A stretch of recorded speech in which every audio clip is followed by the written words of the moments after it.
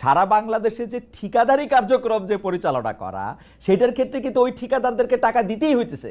মুর্তজা ভাই, আমি তো এখন আমি আপনার সাথে কারে দিচ্ছে টাকাটা, এটা হলো আমার কথা।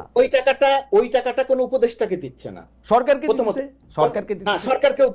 সরকারকেও দিচ্ছে না। ওই টাকাটা আপনি সরকার বলতে কি বুঝেন? ওই টাকাটা কি কোনো ডিসি কে দিচ্ছে? দিয়ে থাকতে পারে। হ্যাঁ, এখন ওইটা দেখার দায়িত্ব অবশ্যই সরকারের। চা মানে লাইফটা ভরপুর, চা মানে ইস্পাহানি মির্জাপুর। হ্যাঁ। এইটা সরকার যদি না দেখে থাকে, আপনি অবশ্যই সেটাকে অভিযোগ, ওকে। দায় নিতে হবে, সরকারের সমালোচনা করতে হবে।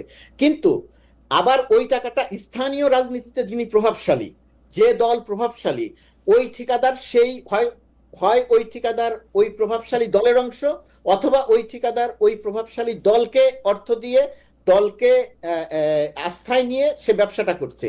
কিন্তু শেখ হাসিনা সরকারের সময় একেবারে সেন্ট্রাল থেকে যেভাবে সবকিছু কন্ট্রোল করা হতো, ঠিকাদার থেকে শুরু করে সবাইকে টাকা দিয়ে কার্যক্রম করতে হতো, বর্তমান সরকারের সময় এরকম কাজ হচ্ছে। আমি খোঁজ নিয়েও জানার চেষ্টা করেছি, আমি এটা জানতে পারি নাই। যদি কখনো জানতে পারি এবং সুনির্দিষ্ট করে আসে, অবশ্যই আমি সেটা নিয়ে কথা বলবো। আমি কোনোভাবেই সেটাকে রাগঢাক করবো না, চাপা দিতে চেষ্টা করবো।